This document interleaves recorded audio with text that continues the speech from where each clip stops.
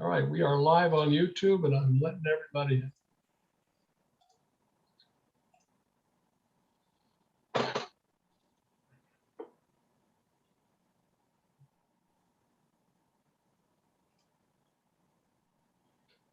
Good evening, everyone. You've reached the Renters Alliance Renter Town Hall. We're just letting everybody in. Welcome on a stormy evening.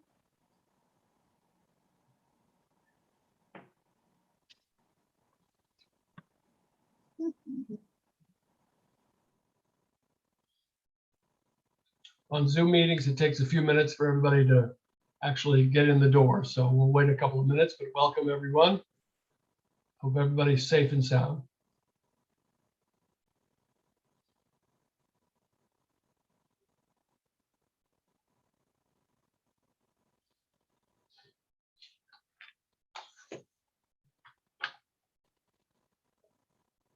This is the Renters Alliance Renter Town Hall. We've reached the right place if that's what you're looking for. And we'll get started in just a few minutes as we let people in.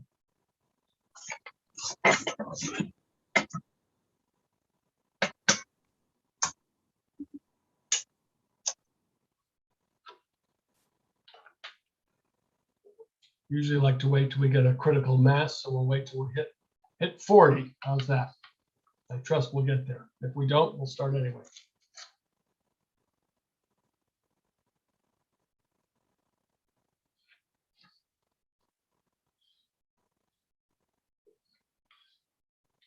This is the Renters Alliance Renter Town Hall. We're just letting people in the door. Welcome.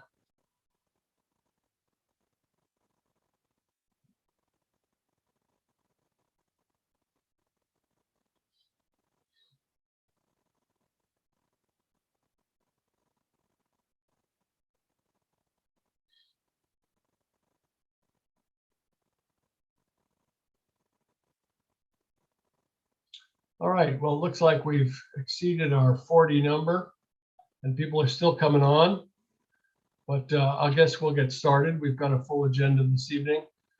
So good evening, everyone. My name is Matt Losak. I'm the co-founder and executive director of the Montgomery County Renters Alliance. We are recording this Renters Alliance Town Hall and we are live on YouTube. If you have any questions or concerns, we'd like you to put them in the chat. We will address them as we go. We have a couple of intervals of questions.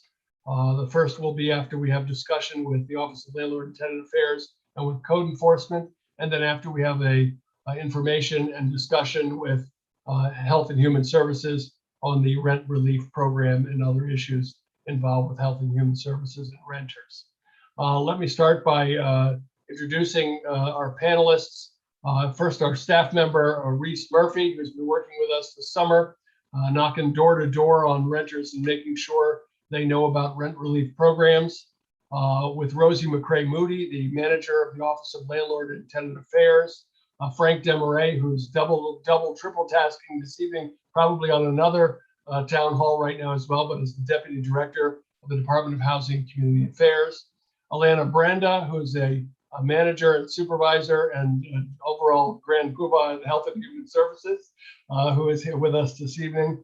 Kane Nichols, a supervisor with the Code Enforcement Department, the Department of Housing and Community Affairs. My colleague and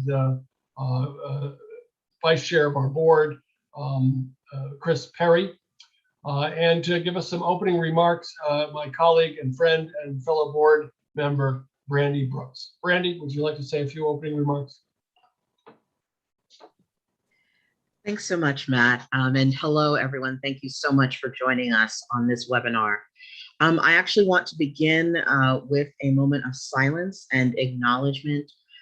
This morning, there was a very serious flood at Rock Creek Woods apartment complex in Rockville that displaced 150 residents. Has left one resident dead and another resident missing. So I'd just like for us to take a few moments of silence to acknowledge the folks who've been impacted by that event.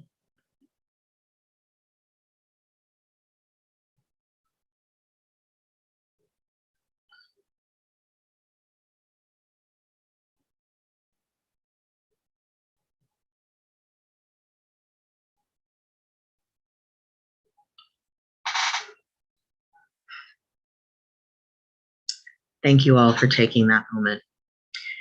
I want to note that this is one of the ways that we see climate change showing up in our communities with this kind of excessive flooding and the impacts that it could have on our housing.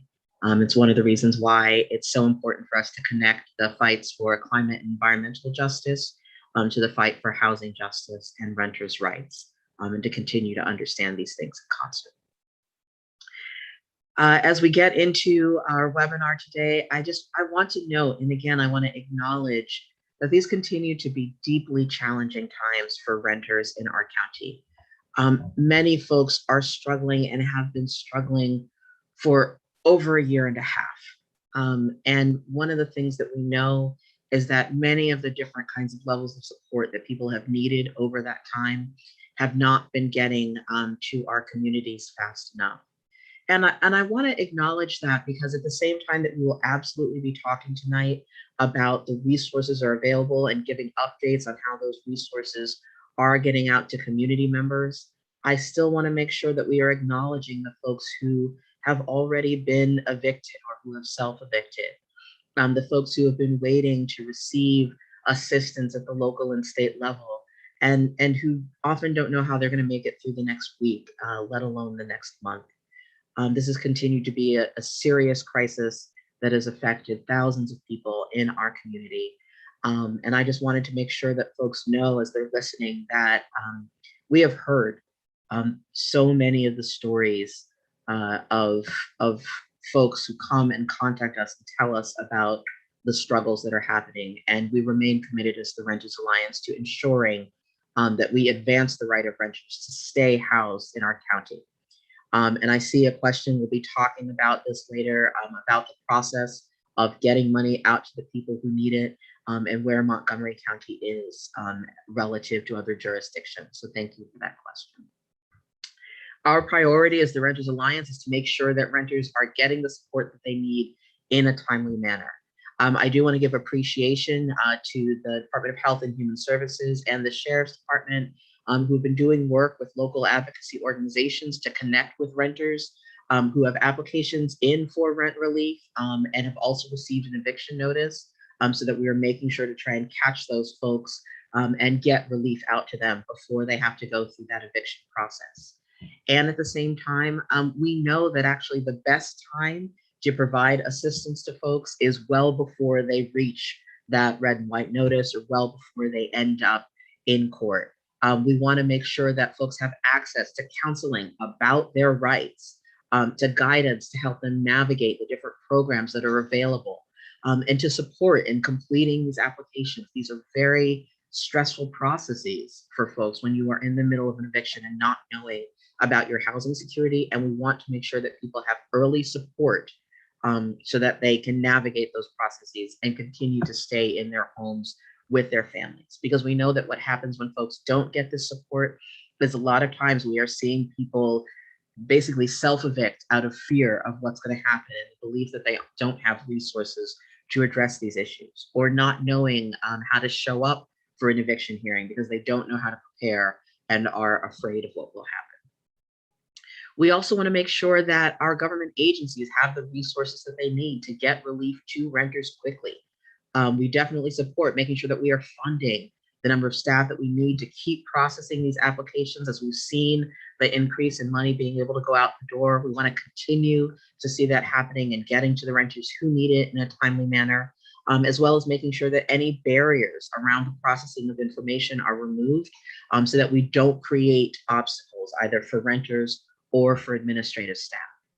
And ultimately, again, we believe that we have to be acting with the level of urgency that the renters in our community are facing, which means that these are things that we have to make sure over the course of these coming weeks that we are getting rent, that we are responding, that we are providing timely and up-to-date information for every person who is trying to understand how they can get access to the support through these systems, and what is the status of their request for support.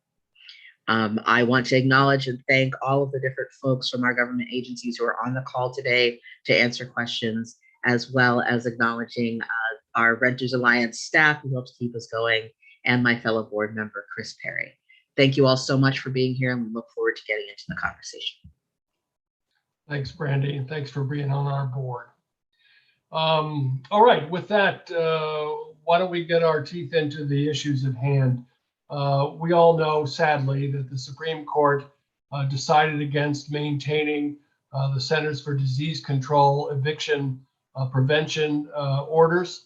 What does that mean for renters? What does it mean that the governor's order for eviction prevention has also been lifted as of August 15th? To address these issues is our manager of the Office of Landlord and Tenant Affairs, Ms. Rosie McCray Moody. Rosie?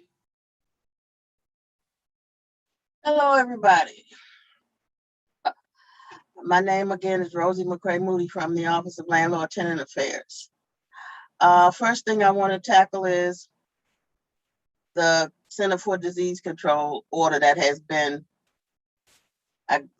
basically the Supreme Court said it's not constitutional and kicked it out. So that protection no longer exists. So where you could go to court, do the declaration and hand it to the landlord and it would stay your eviction order, it's no longer in process. If you've already been to court and received a stay based on that CDC process, if the landlord asks for a warrant of restitution, you get to have another hearing. The court has to set a hearing within 21 days. And at that hearing, please go to that hearing so you can show the court what, if anything, you've paid, what, if anything, what monies have been paid on your behalf. And the landlord is obligated to update the ledger to see, what's going on and get a final number before that eviction order that warrant of restitution is issued. And once that warrant is issued, that's what goes to the sheriff. But the sheriff is also way behind because the numbers are extraordinary. So it's going to take at least 6 weeks before they get to you. So during this time, it is imperative that you follow up with HHS on the rent relief program and try to get that money, because if you have a pending court action, you do get priority. And they are working as hard as they can and as fast as they can. So please get going on that as fast as you can and make sure that you comply with everything they ask you for and answer their calls. Because sometimes you slow down the process just because if they ask you for 4 receipts and you give them 2, then they have to wait till they get the other 2. So please work with them and get them the information they need so they can get the checks out faster. Now, having said that, you have no protections. So if you have a court date, go get your paper stamp saying that you got a judgment. Upload that to HHS because that's proof that you have now going to have an eviction pending, and that helps put you to the front of the line because they work on people who are going to get evicted first. The governor on in March 2020 declared a catastrophic health emergency. And he put a moratorium on evictions that were related to COVID. That finally expired. He lifted the catastrophic health emergency, and those restrictions finally were lifted on August the 15th, 2021. So effective August the 16th, there were no more restrictions. There was no moratorium on evictions, and the landlord could go forward with the eviction process. So what you need to remember now is that if you're taking the court, you need to follow the process because you can be evicted. You cannot be evicted. If the landlord gives you a notice and says, pay or quit, you don't have to leave. You can only be evicted by order of the court and in the presence of the sheriff. So if the landlord says, get out, don't go. You do not have to go until the sheriff shows up with a court order. So please follow the process, apply to Health and Human Services and get the assistance you need. And it's So that worth this can be noting, Rosie, Mhm. excuse me, it's worth noting that if any landlord does try to kick you out of your house, enter your apartment, move your furniture, or do anything to harass or invade your privacy prior to a court order and a sheriff accompanying an eviction, call the police, call the Renters Alliance, call Office of Landlord and Tenant Affairs. That is illegal. Yes, it is. Okay, so follow through with the process, and I'm going to keep encouraging you to go to court and to apply for your HHS benefits. The next thing we're going to go to is the COVID Rent Relief Act. Now, the County Council last year passed the COVID Rent Relief Act, which says no landlord could raise rents above the voluntary rent guideline, which is issued by the county executive annually. Currently, that's 1.4%. So right now, the landlord cannot raise rents beyond that amount.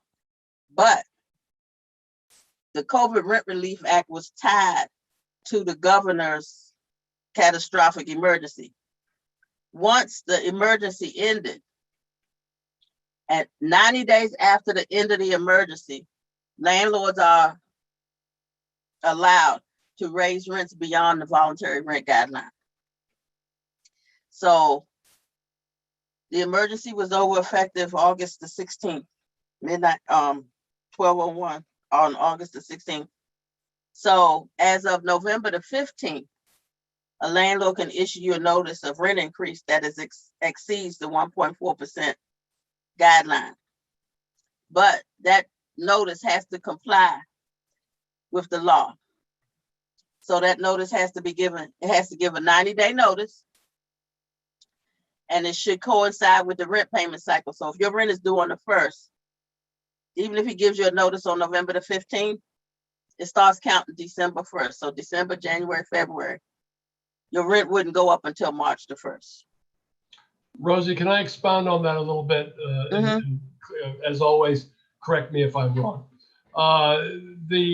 If you've received a renewal notice during the period where the Emergency Rent Stabilization Act was in effect, you still have to be offered up to a 2-year lease.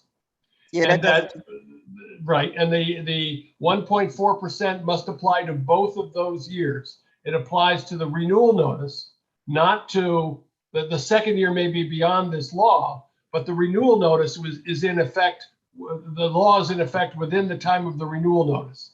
So if you've been offered a 2-year lease during this time, snatch it, because you will get a 1.4% increase and no more. And you're not likely to see that down the road when this law lifts if it doesn't get renewed. Okay. Where was it? Oh. So after the 90 days, he can raise it. But rent can only be raised once every 12 months. So if you've already gotten a renewal notice this year, he can't do it again. He can't do it again until the expiration of this one. So just because they've lifted the restriction doesn't mean that now everybody's going to get a new notice of rent increase. They can only do it once every 12 months. If they've already done it, they have to wait till this one runs out and then do it again. And it has to be they have to give 90 days notice. It has to coincide with the rent payment cycle. It has to be in writing. So he can't just go and raise the rent and, willy-nilly. It has to coincide. And like I said, if he's already issued it, and as Matt said, if he gave you a 2-year renewal and you got 1.4 for each year, he has to comply with it. He can't change it. It's done. Okay. Those are rent increases. There's a new law. The county council has proposed a law to extend the COVID Rent Relief Act for another year. But that hasn't passed. I have no idea whether it will or not. If it does, it'll go until next August, but we have to wait and see. So you might want to contact your council person if you think that's a good idea.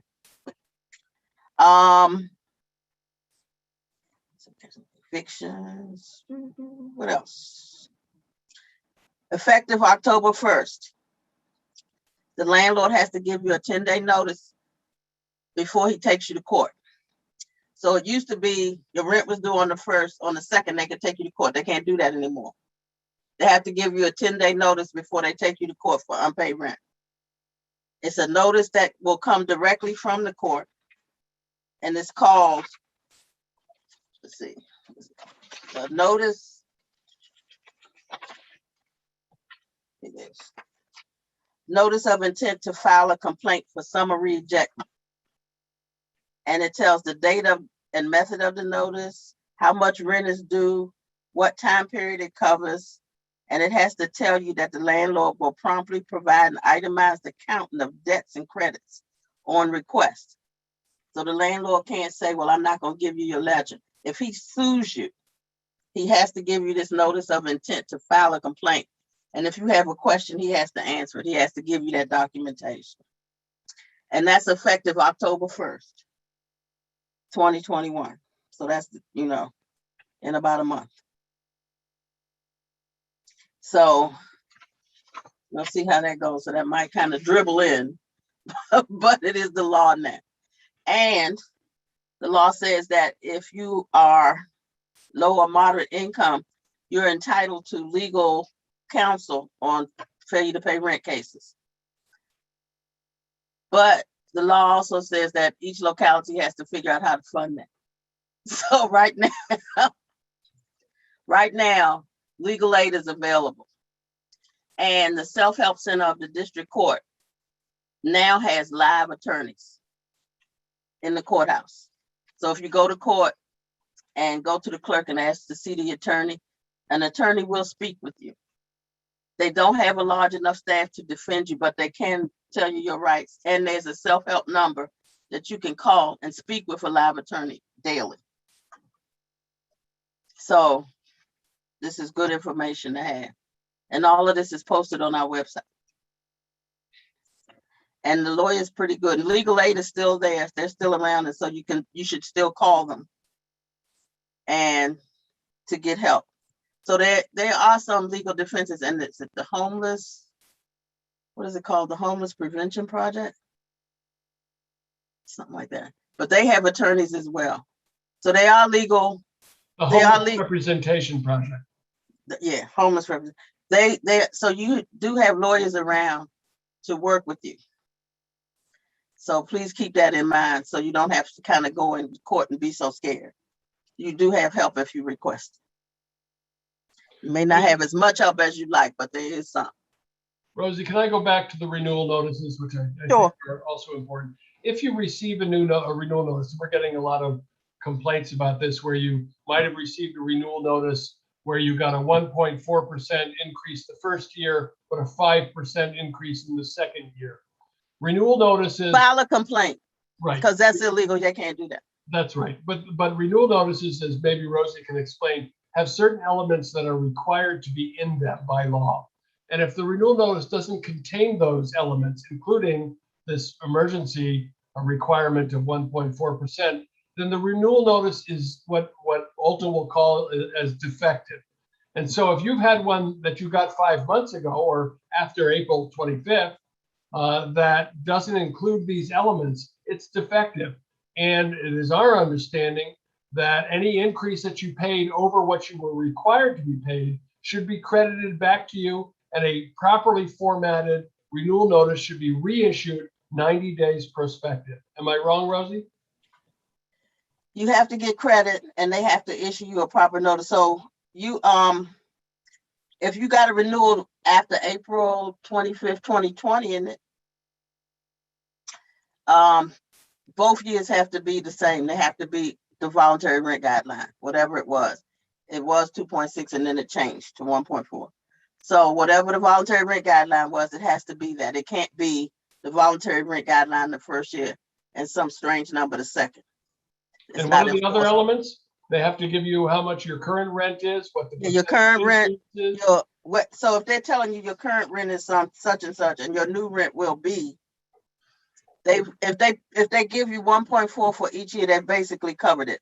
They've said your current rent is going to be X, and your rent next year will be 1.4% higher at whatever that comes out to be. And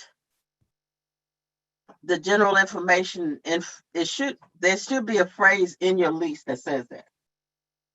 Most leases have that. GCOS lease has it. Our lease has it.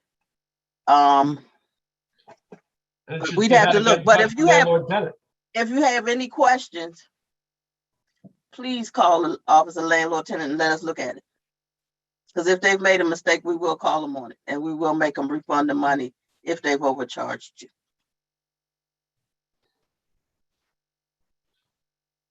And if they give you a renewal notice, it does have to have those things in it. It has to have your current rent, what your new rent will be, and a % change. It has to tell you what the voluntary rent guideline is. And that if you believe your rent is, the increase is excessive, you have the right to contact the Department of Housing and give our number. So they do have to tell you that. And if it doesn't contain that, it is an illegal renewal notice and it doesn't count. And so you start at go and they have to give you another one, properly formatted, 90 days prospective. It's true. So keep that in mind. If you feel like you haven't been treated right, give us a call or email us at info@rentersalliance.org. Breeze will put that in the chat, easy enough. And contact us or call 311 or call landlord tenant and get your questions answered. Okay, and there's a couple of that new law about the residential tenant access to council. And there's also a law that takes effect October 1st, saying that you can, if you're applying for a place, you can run your own credit check and give it to the landlord. But before you do that, make sure that whoever you're trying to give it to will take it. They have to say that they'll take it. If they say, okay, we'll take it, it has to have certain things in it. It has to be a full credit check. It has to come from one of the big companies. So it has to come from like TransUnion or one of the larger companies. It has to have your full rental history. It has to have a criminal background check. It has to have employment and income verification and your current address. And it cannot be more than 30 days old. And the landlord has to tell you up front, yes, I will take it, or no, I will not. But if he does take it, if the landlord says, okay, I'll take it, he cannot charge you an application fee. Okay? And that's effective October 1st, 2021. And the other thing that takes effect, I'm not sure when this one takes effect, is criminal history. This is a human rights law. And it says it prohibits the landlord from changing the rent. So if you apply for a place and he says the rent's gonna be $1,000, he has to keep it at $1,000 for at least 7 days. He can't get you in the office and say, oh, I'm sorry, the rent is really $1,100. He cannot require a tenant to tell whether they've been arrested, convicted on the application. He cannot require you to do that. And unless he extends an offer saying you qualify for this property, he can't require you to give up that information. Rosie, can you clarify that a little bit? So are you saying the landlord cannot ask any criminal background information? He can't require you to say you've been arrested or whatever. He can run a credit check and he can run a criminal background check, but he can't put on there, have you been arrested? Have you been convicted of a crime? He can't put that on there and require you to disclose it unless he offers you the property. If he offers it to you and says, okay, you qualify, then he can ask you, he's run the background check and he has to tell you up front, I'm going to run a criminal background check. Once he says, well, you qualify, but it says on here, you were arrested in 2019. You have 7 days to provide you had 7 days to explain any inaccuracy about these allegations. And if you haven't been convicted, they can't hold that against you just because you got arrested. If you didn't get convicted, they can't hold that against you. And if you've only been if you have an arrest record for something not resulting in conviction, they can't hold that against you. And if you have an arrest record or conviction for trespass, misdemeanor theft, failure to leave a public building, indecent exposure, public urination, or an open container violation. They can't hold that against you either. Thank goodness. So if you want to know more about that, you need to call the Office of Human Rights at 240-777-8450. But I'm going to put all this on that. This is all going to be on our website. It's coming up, but that's an interesting law. Well, it should, a little explanation. Part of this was driven by people concerned about homeless folks who have lived on the street and have had no place to urinate and so on, and have been arrested for common street issues and are recovering and in need of housing and can't find it because of these minor kinds of things. But there is also a concern, obviously, that the landlord has a responsibility to maintain safe communities. So what you said, Rosie, about they can't do it before they offer it, but once they offer you the property, they can do a criminal background check and they can count it against your eligibility at some point. So yeah, if it's a major, if they offer it to you and then they find out you on the child molesters list, they can tell you no. But if the worst thing you did was pee in the alley, they can't hold that against you. Right. And of course, none of us have ever done that before. So anything else, Rosie? No, not right now. So, and the only other two laws are about window guards, which is interesting and exciting, and mercury service regulators. And I'm going to give this to King and let him go from there. Thank you. King Oh, Nichols. and the difference between, because they're code enforcement laws. And you asked me to say the difference between landlord tenant and code enforcement. Landlord tenant is lease violations, violations of the law regarding your lease or your tenancy or your rights as a tenant. Code enforcement is maintenance. Does your AC work? Is your refrigerator leaking? You know, things like that. That's code enforcement. Also mice and vermin. Mice and vermin, yeah. That's code enforcement. So we'll let Keen Nichols, the supervisor with the Montgomery County Code Enforcement Department, take it from here and clarify more on that issue. Keen Nichols, thank you for coming. Can't hear you for some reason, Keen. Are you sure your mic is working?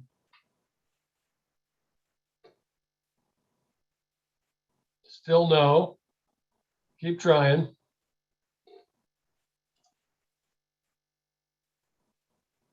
No, you're on mute. Still no. Not happening yet. Try unplugging and plugging and see if that works.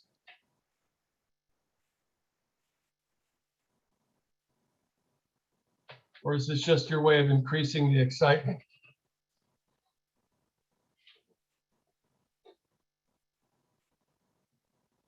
Still can't hear you, Keen.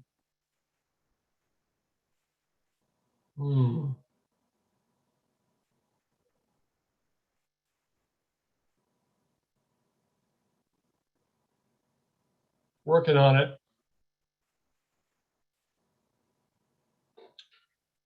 Let me just say what I know a little bit about. Some of the things that we're hearing from tenants now is that there seems to be a significant increase in mice and vermin infestations and mold. There's also a new air conditioning law that was spearheaded by Council Member Tom Hucker that requires air conditioning in all apartment complexes and apartments. And if you have it already, it must be functioning and in good working order. And Rosie, I believe the dates for the window guards are October. No, okay, I'm gonna take the window guard because I don't know what's going on with Kings. Right. But window guards, the window guard law says, and that takes effect January 1st, 2022. And basically what it says is window guards are required in all multifamily units and units above the ground floor. If you have children 11 years of age or under, or on request. So you may not have little children living with you, but maybe your grandchildren visit you on a regular basis, or you babysit. So you can just request it. They are installed and maintained at the cost of at the landlord's expense. And the regulation for them is right now in the county register. If you want to look at all the requirements, it's in the county register right now. But the law takes effect on January 1st, 2022. And there's a window guard addendum that's going to be attached to your lease, basically saying that you have the right to a window guard if you have young children in your unit. And I don't have my glasses.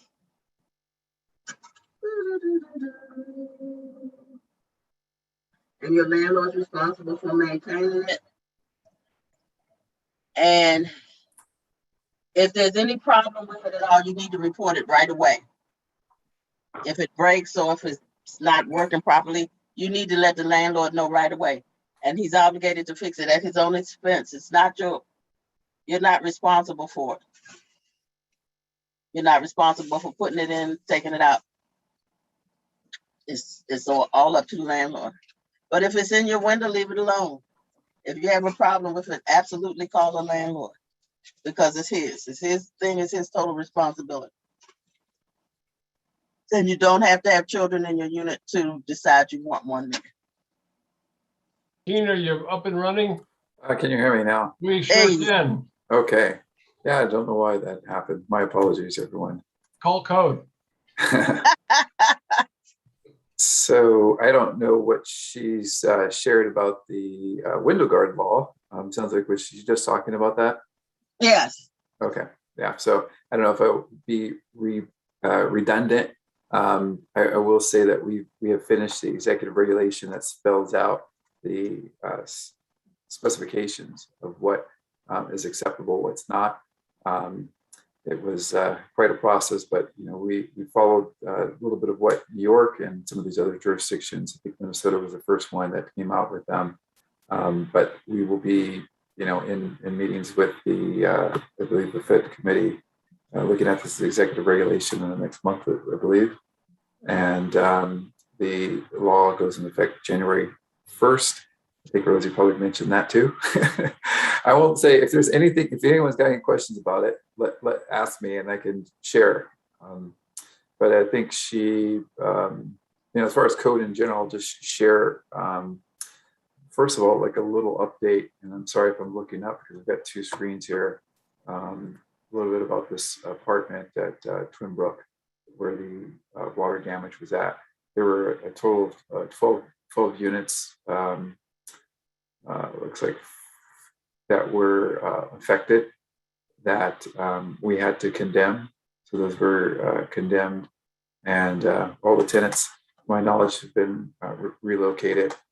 I don't have a lot of information as far as like the actual lay of the land there, but what Rosie referred to earlier is that these type of storms, they're every, what they call them, 100-year storms maybe. If there's properties in a floodplain and there's a low spot and you have this flash flood thing happen, unfortunate that it does. So I don't know about any type of prevention.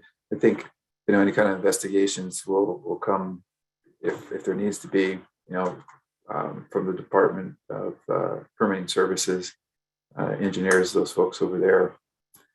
As code goes in general, back in July 1st, we resumed our interior inspections. So we're in the process of going back into our mandated inspection program. Our complaints have really, really picked up. So where in the past, before, we were responding to complaints via video chat or with photos, we're now back in person going into the interiors of the unit. So we're ramping up back to our normal inspections, and those are continuing. As far as let's see, other updates. I think she mentioned the service regulators. that is a law that went into effect where there's certain service regulators that have gas that Washington Gas is responsible for removing because of the type of regulator that they are. And they're mandated to basically locate where we're at, and then to develop a process to systematically remove them. Because we've been so inundated with this other stuff, and it really isn't on us to do anything. It's a law for Washington Gas to do. There's not a whole lot of involvement from us at this point. Should they not perform, I think there might be from our end. Rosie, if you got any additional on that, please chime in. Which one is this, the Mercury service? The service regulators, yeah.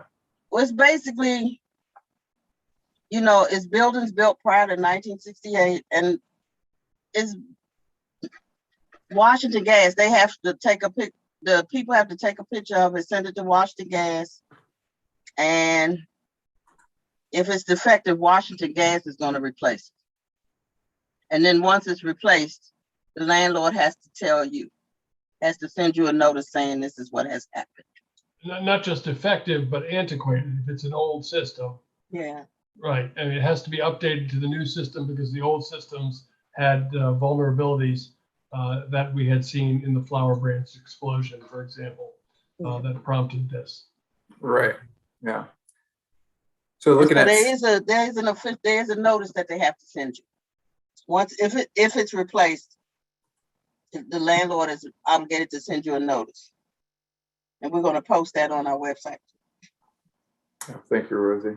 Mm-hmm. We've been seeing a lot of complaints about rats and vermin, particularly large rats. Have you all been receiving more complaints? And if a tenant complains and the landlord sends an exterminator and they still have a rat infestation or a mouse infestation, how does the enforcement process work for that? Well, typically with mice on the interior, you don't see a lot of rats necessarily in the exterior. There is a program that the county has. It's the Health and Human Services that has there's a division in there, very small, that does vector control. And those folks, like if we get stuff on the outside, we refer to them. But on the inside, yeah, mice, and other insects, roaches, and bed bugs is stuff that we get all the time. So when we go in there, we see that presence of that, we issue a notice, and then we will ask for proof, documentation of services by a pest control agent, and we'll work with the tenant and the property manager to make sure that that service is extended to the point where it's not an issue anymore. So we deal with them all the time. It's something that's, residents need to realize that it's a process. Most of these buildings actually already have pest control services. And so what many of them do, especially the high rises, that they'll basically be doing a floor every week on a rotation. And then tenants can always, most places are like this, the tenants can call in and say, hey, I need extra service because I'm, having an issue. But yeah, as far as the uptick in those, I don't know if we've seen that. If I've seen stuff that come across my desk, what we've seen a lot this year is the air conditioners. And of course we've had, this new air conditioner law. So our response time to that, we'd always, if an air conditioner was broken, require them to fix it. But what's different about is our time that we give them. We give them a shorter cure date. And of course, if there's no AC at all, we require them to install that. Yeah, in general, with the other stuff in the code enforcement program, we're in the process of actually hiring more staff. We've been down staff for a while. Those positions were released. We recently did a series of interviews, and we'll be getting some more code staff on board soon to help with some of this backlog that we've got. We've seen this kind of concern before that I see raised in the chat. What happens when you have a neighbor who is not really compliant? I mean, obviously, a landlord has an interest in the quality of life and maintenance of the entire building. And if a single tenant for example, refuses to allow an exterminator into his or her apartment as part of a general extermination process and has been given due notice and doesn't have a good reason to say no, like, for example, they're allergic to the pesticide or some other justifiable reason, where does that fall? Is that a code issue or is that a landlord-tenant issue? Well, I mean, Both. yeah. I mean, the vermin are there, the infestation is there. We need to, get it abated. But, as Rosie said, it could be a landlord-tenant issue as well. In terms of landlord-tenant, the tenant is in breach of lease. Because if code says the landlord has to exterminate your unit unless you have some true medical reason why you can't let the people, you have to let them in. Because now you're in violation of your lease, you're in breach of lease, and you're endangering the health and safety of everybody else in the building. Because if you have whatever it is, roaches, bed bugs, mice, and you don't let them exterminate it when they exterminate everybody else's, it's just gonna come back. It's gonna come right back. So the landlord can issue you a breach of lease notice. The thing that the hard part about that is that's just a slow process. But you should let people in. There's no real reason not to let the person in, because you can't. And then these are the people that will call and say, I have mice and nobody did anything. And then when code comes, they find out, well, they tried to exterminate the unit on 2 or 3 occasions and Mr. Smith wouldn't let them in. So now they're just your mice because you didn't let the landlord fix it. Now, I will say a finer point, not to create a reason for a greater obstacle to this, but no one is allowed to come into your apartment if you won't let them in. No, not unless it's an emergency. Unless it's an emergency. I mean, obviously police or fire, somebody has to get in there. But otherwise, the landlord bangs on your door, even if they've given you proper notice and says, I'm coming in, and you say, no, you're not. They cannot come in. However, if you do that and they had a good reason to come in and gave you proper notice, you are in breach of lease. And then they can come after you later. But nobody can break down your door. Nobody can push into your apartment without your permission. We hope that you give them permission if you get proper notice and they have a good reason to come in. And if they don't have a good reason to come in, even with proper notice, and you feel like you're being harassed, then contact us or the Office of Landlord and Tenant Affairs. So I wanted to answer a couple of these questions. I can just go ahead and do so live. If that might make it a little bit easier and benefit for everyone's knowledge. Someone asked about apartments that only have windows that partially open.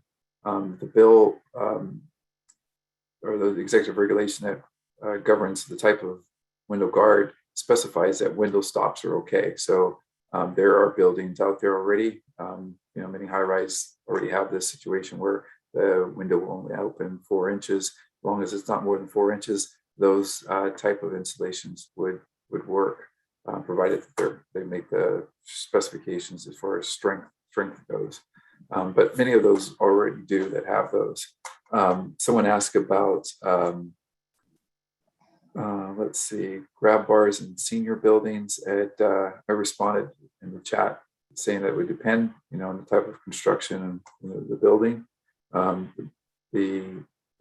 They provided the building. We'll try to look it up.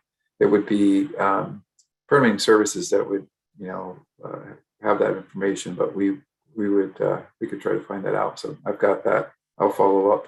If you provide your you private message me, the person that sent that, I could email you once I get the answer.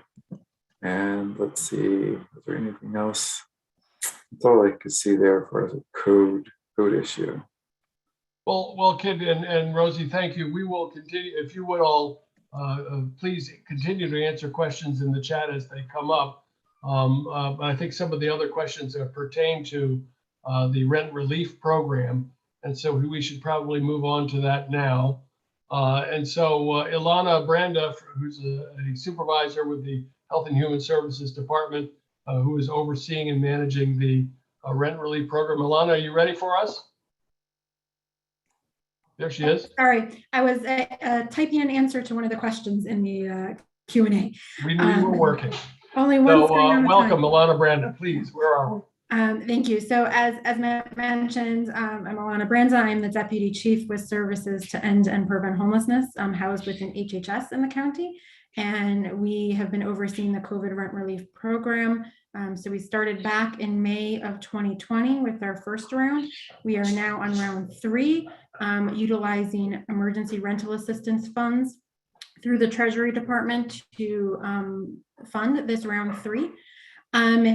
As of Monday morning, in total, we have released just shy of $37 million. And we're putting out more than 2 million a week. So already we're at Wednesday, so that number is certainly higher than that. So I know based on some of the conversations I've been having with some people in the first half of this hour here with us, I know some people have already received their funds or are in the process of checks are being issued. So to those that have worked through the process with us and received, receiving their funds, we do truly hope that this is able to help stabilize your housing and help you catch up and mitigate this extremely challenging year that COVID has presented us. For those that are still have applied and are still waiting, our team is working around the clock to get through the applications. We have processed already about 50% of the applications that have come in. So, we're working pretty quickly. I know it might not seem quick enough to you, but we are doing everything we can to get that assistance to you. So you can log in to the application portal with the email address that you used to check the status of your application. As long as it does not say denied, if it's in any other status, we're still working on it. And of course, if it already says approved, you should have received your funds, or your landlord should have received your funds. So bear with us while we work through those. If you have a change of information, if your phone number has changed, if you had to change your email address for any reason, your mailing address, you've moved, relocated within the county, or if you have a change of eviction status, when you completed the application, if you answer no to the eviction question, and since that time your landlord has filed and you have received a notice from the court to attend a court hearing, or have received a judgment or the red and white notice from the sheriffs, please, please, please call us up and communicate that information to us. We do not want to miss you because we couldn't get in touch with you or because we didn't know that something had changed. So Matt has already put the email address in the chat. Please email us there. If you do not have access to email, you can call 311 and let them know you have an update you need to give into your application. If you have not yet applied, you can still apply. We are continuing to work through the applications. We have funds. So if you have not yet applied, please get your application in so that we can provide that assistance. Just in general, for anyone, I kind of doing this, I think, a little backwards. I apologize. This is my 3rd time going through this today alone. In general, just as a reminder for anyone who doesn't know, the COVID rent relief program is available to provide assistance for households who are behind on their rent, who are struggling to make their rent payments, due directly or indirectly to a COVID impact. So there does need to be, that was one question that was in the chat earlier, there does need to be a direct or indirect financial hardship related to COVID. So just as an example of maybe something that's indirect, we have someone who applied who lost their job, not because of COVID, they just lost their job.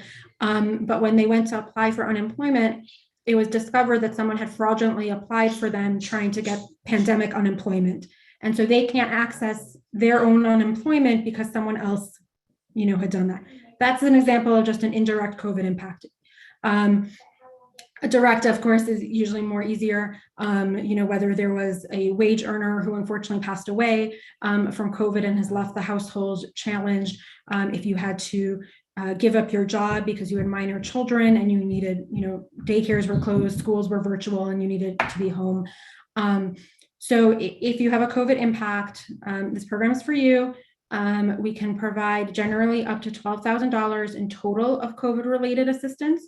So if you did receive funds from our round 1 or round 2, you can still apply again for round 3. But that if you got 4,000 before, we will credit that towards this 12,000 cap. The applications are online at mc311.com/rent relief. If you have any challenge with completing that application online yourself, whether it's internet access issues, some people with vision, or whatever that challenge might be for you, you can call 311 and ask for assistance in completing the application, and someone from our team will get back to you. I know Renters Alliance has also at points helped people, and if you prefer working with a nonprofit, there is on DHCA's website a list of nonprofits that will help you complete applications. We are looking, as I mentioned, that COVID impact. There's income certification. If you don't have documentation on our website, there are templates that you can use for self-certification. If you were released from your restaurant job and the restaurant closed and you have no one to get in touch with, you can do that, just self-certification. Just let us know what's going on. I see a couple of questions kind of coming in. Let me try to hit on a couple of those. Our application, we do pull applications based on the tenant. This is a tenant-focused program, but we do ask landlords to complete an application also. In collecting the information from both sides, it helps us to put that full picture together and get that money out quicker. So if you are a landlord here and you have not completed applications on behalf of your tenant, please do so. If what I know many landlords are doing though, is they have made staff from their rental offices available to help individuals complete their own application, especially if you don't have email access. You do need an email address to use the portal. So if your landlord is offering you to help with that, please take them up on that offer. If you ask them for that rent ledger. If you need, any other income stuff, they might have copies of some of your things. Please definitely use your landlord to help with some of that. As I mentioned, just to reiterate, we are working through the applications as quickly as possible. It is the Treasury guidance. I think they're up to 47 questions now that they have issued guidance on. So it's a lot for our team. We're making sure we have to check all those balances because we don't want to have to claim back any of those funds that we issue out. It does take a little bit of time. As Rosie mentioned earlier, please, if you hear from us, return the call, return the email, return the text message. So that we can keep your application moving. In all your communication, you should, once your caseworker is assigned, you will have their information to coordinate with. So I see there's another question coming in. We do provide assistance for where there is a current rent responsibility. So we can provide assistance for where you are living now. And I think that speaks to also some of the conversation earlier about evictions. Don't self-evict yourself. Stay there. Let us know you're struggling to stay there so that we can try to help you out and enable you to continue to stay in your home.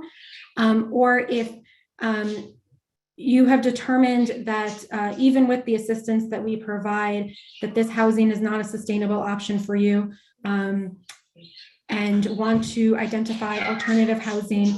If you meet all the other criteria, we can help you with security deposit and the first 3 months of rent at a new housing location. We can't do both. So we can't, we're not going to be able to pay off your full arrears and help you somewhere else. But you can have that conversation with your caseworker once they reach out to you about whether relocation would be better for you. Can have that conversation there. Sorry, I'm trying to kind of monitor a little bit of both. So yes, for the specific example question that was asked, if they are not in the unit anymore, at this point, we are not able to help with back rent. I will acknowledge that the Treasury likes to keep us on our toes. About every, 4 or 5 weeks, they issue changed guidance with changes to how you should operate the program, what data you should collect from everyone in the applications. And so there is some questions about whether we at some point will be able to help with rental debt. So that at this point, unfortunately, we don't have enough information from the Treasury to roll any of that part out. But we will, if any of that changes, we will of course make sure that that information gets out to everybody as it may help. Okay, let me try to see what else I Reese, missed. you seeing anything to help Ilana out here? So in case she's missed anything. Yeah, we've kind of got a flood of questions, but I think I have a couple that might be helpful for people to have answered. One of them was about late fees. People are wondering if when the relief goes out and that's paid to the landlord, are they required to drop or waive the late fees that were imposed? Yeah, so if your landlord also completed the application, they did certify and agree to waiving all legal fee, late fees, penalties associated, COVID time. So going back to March 13th, 2020, to offer you a lease extension if your lease has already expired or is expiring during the assistance period for a minimum 90 days. It can be just 90 days. But they signed off on that. And they also signed off to cancel any current eviction actions and to not initiate any new eviction actions until a minimum of 30 days after the assistance period has ended. So if we pay off your arrears and also provide you with 3 months of prospective rent, then they would not be able to file a new eviction action until the end of that 4th month. Moving forward. The exception to that is if it's a breach of lease for a safety challenge that is exempted from what they sign off on. So again, if any of them completed the application, they had to checkbox certify that they understand all these terms. We will not allow, though, a landlord's lack of participation in the program to prevent us from processing your application and offering you the assistance. So you may have a landlord who did not actually sign off on any of that because they did not complete an application, and there are some landlords who are not participating in the process. And so we do reiterate that in the approval letter that this is the expectation of receipt of those funds. The challenge that I will acknowledge is that while we have been tasked by Treasury and by the state of Maryland in use of these funds to put in these conditions, neither has provided a concrete enforcement mechanism for us to rely on. And so while it's there, we are struggling with, if you have a landlord who is not removing those fees, or who files again, what is our ability to help you? I mean, what we have done to date is both HHS and Rosie and her team at Ulta will call up and kind of remind the landlord about that. In most cases, that's enough to get them to back off, just that threat of the county's going to come after you. So if you are experiencing that, please, do reach out to us and we will make those calls on your behalf, but we are limited. To be brutally honest, we are limited in terms of the enforcement mechanisms we have available to us for that. And I think, Ilana, when this wave of crisis is over, some of the things that are going to be looked at are going to be how to clean up this enforcement situation. If it's not through the attorney generals in the states, it may be federal, but obviously we want to make sure that this will not be forgotten, and landlords need to pay attention to what the rules are. Yes. Yeah. I do see another one about a landlord refusing to accept the 12,000 the assistance from us. If you do have an eviction that has that, oh my gosh, it's the right to redemption, and I always mess it up though. But there are. Your landlord can request from the court that they have the right that even if you offer to pay up and clear it, that they are still allowed to proceed with that eviction. So unfortunately, some people may find themselves in that position, but please come back to us, come back to your caseworker, let us know, because where we can help, then we can cancel that check. We can try to help you with the relocation assistance and help get you set up, somewhere new. Or if, in the worst case scenario, if you need assistance through our emergency shelter system, we want to be there for you. So if you have a landlord who is pursuing their option to not accept the funds and continue with the eviction, be in touch with your caseworker.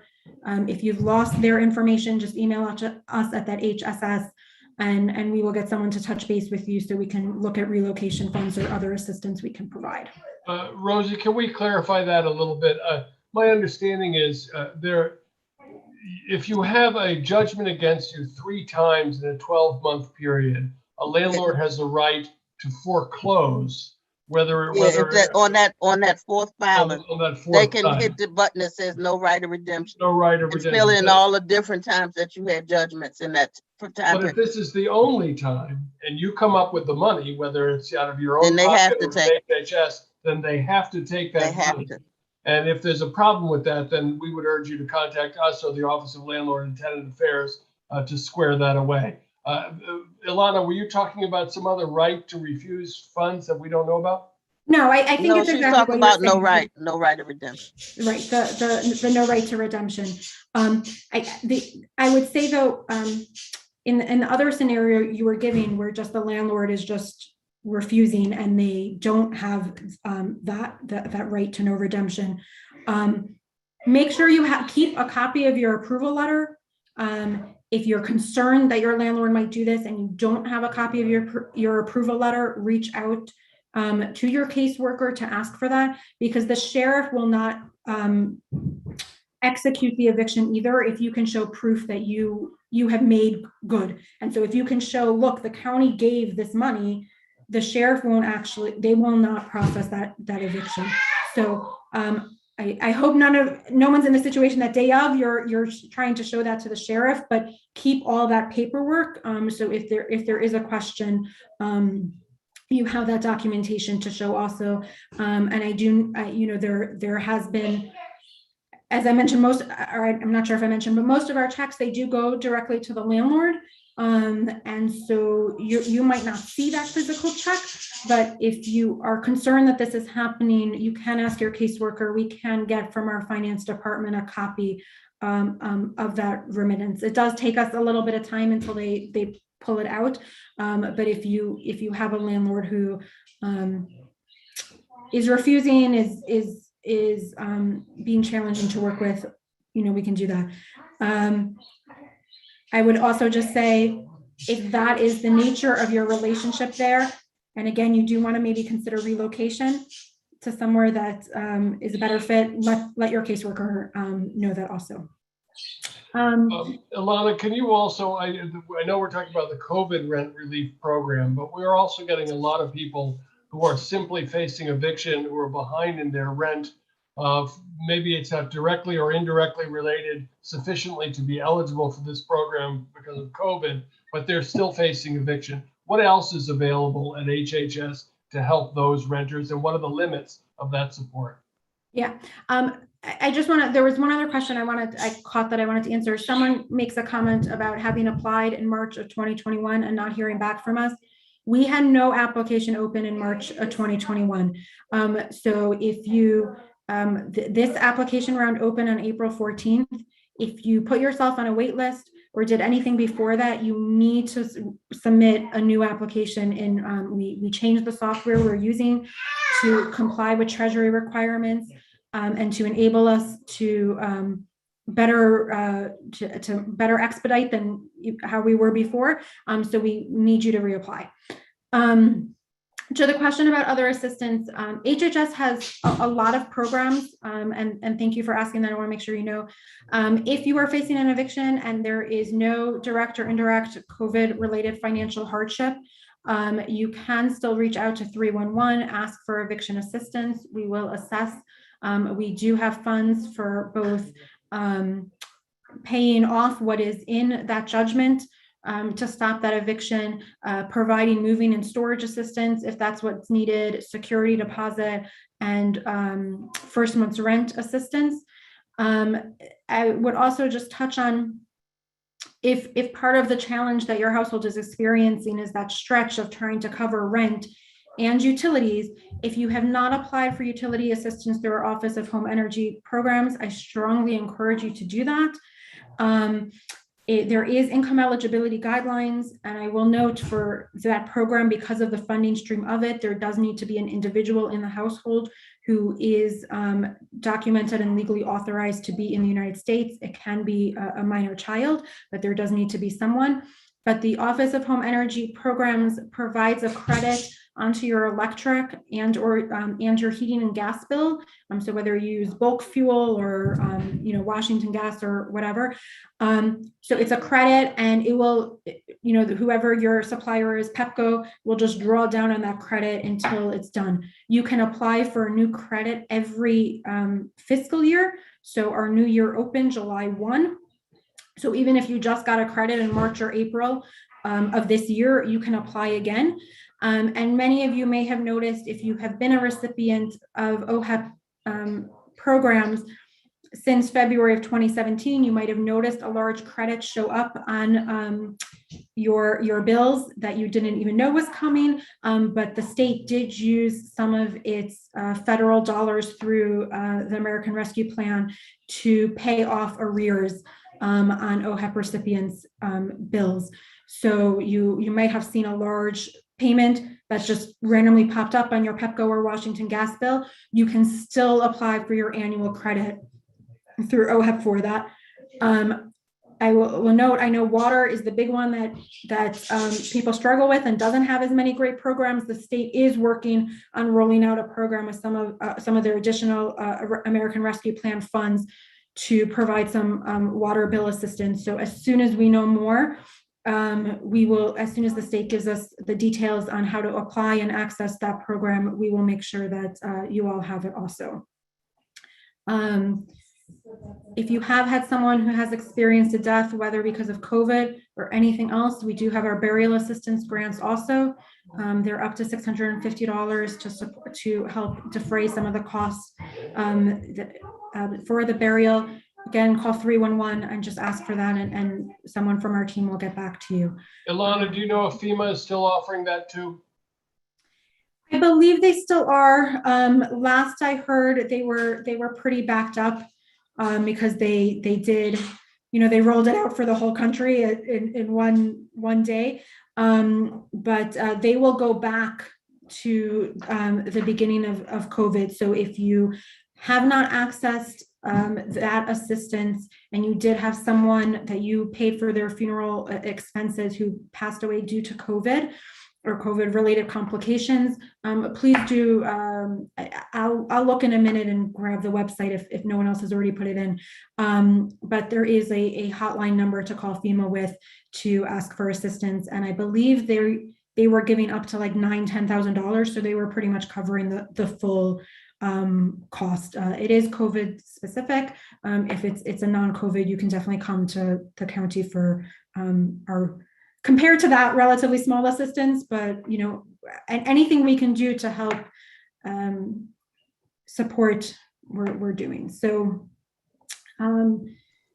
let me, I can just see the number of new messages for the chat popping up. So I want to take just a quick breath and try to catch up and see what other questions you all have for me, and try to answer some of those.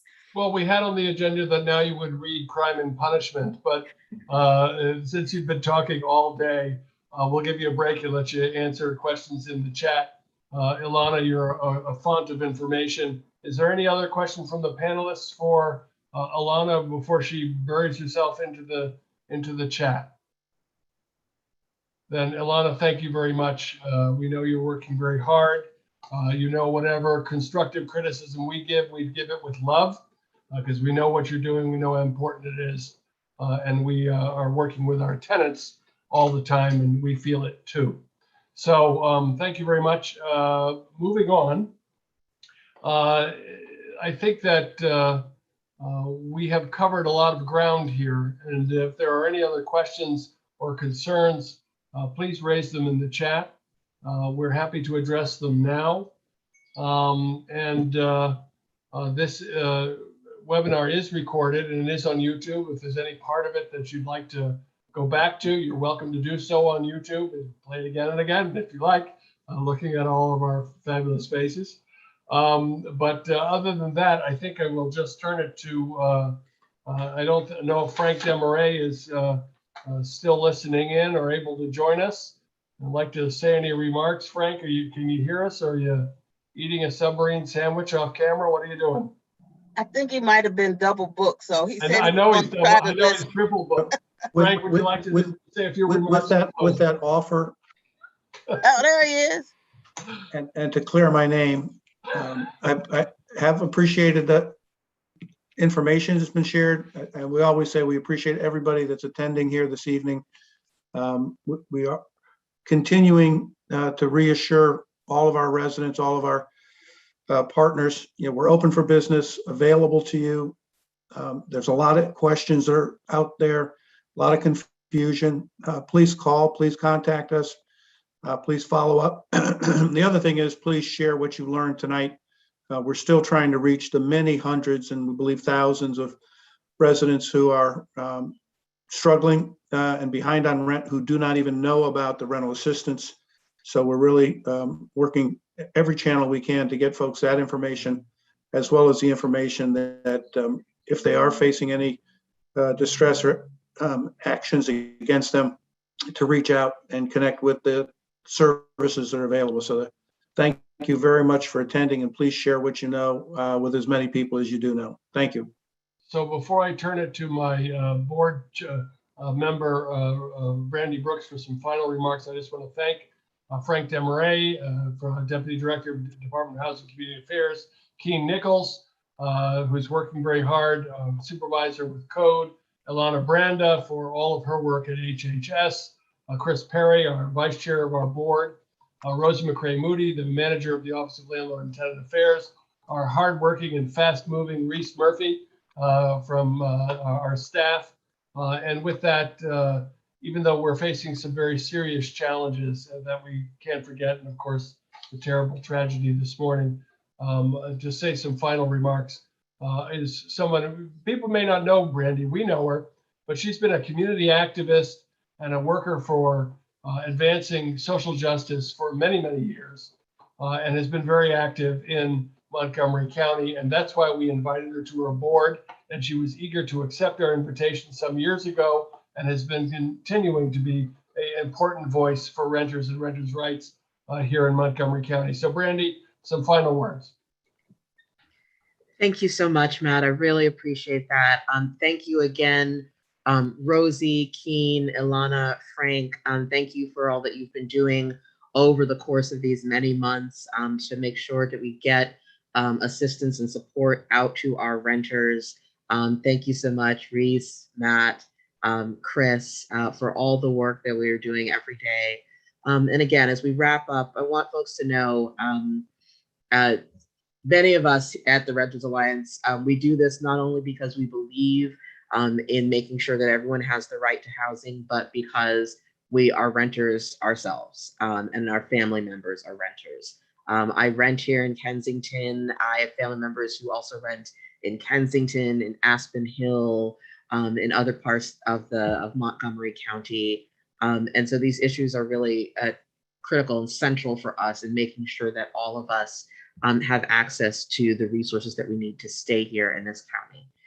We are continuing to work, and one of the reasons we continue to hold these town halls is to make sure that renters, especially folks who are facing distress, who are facing eviction, who are facing code issues in their buildings, that they know who to go to for information, that you actually get to see the faces and hear the voices of the folks who are doing this work in our government agencies, and who are, doing the work within the Renters Alliance to try and make sure that these services get to you. I want to thank you for everyone who's shared your information in the chat to make sure to highlight the challenges that you're having, and that we can get you connected to the right resources to make sure that we're addressing the things that that you're facing and that we're getting you connected to the people you need to be connected to. As Matt said, this continues to be a difficult and challenging time for all of us. And, you know, as we face new waves of the pandemic and other challenges, we know that the number one way that we get through this is by being able to work together to support one another and to make sure that every person in our county really has the ability to thrive and has the ability to sustain themselves and their families throughout the course of these community challenges. So again, we'll continue to be in touch. Please make sure that you're getting in touch with the Renters Alliance if you have further questions. I also know that a number of our panelists have placed their contact information in the chat. So please make sure that you take advantage of it and don't hesitate to reach out to make sure that you can get the support that you need. Thank you so much for joining us, and we look forward to seeing you again soon. And if there's any question or concern that we didn't address tonight, please send it to us at info@rentersalliance.org. We'll see that you get it answered. So with that, thank you all and good night.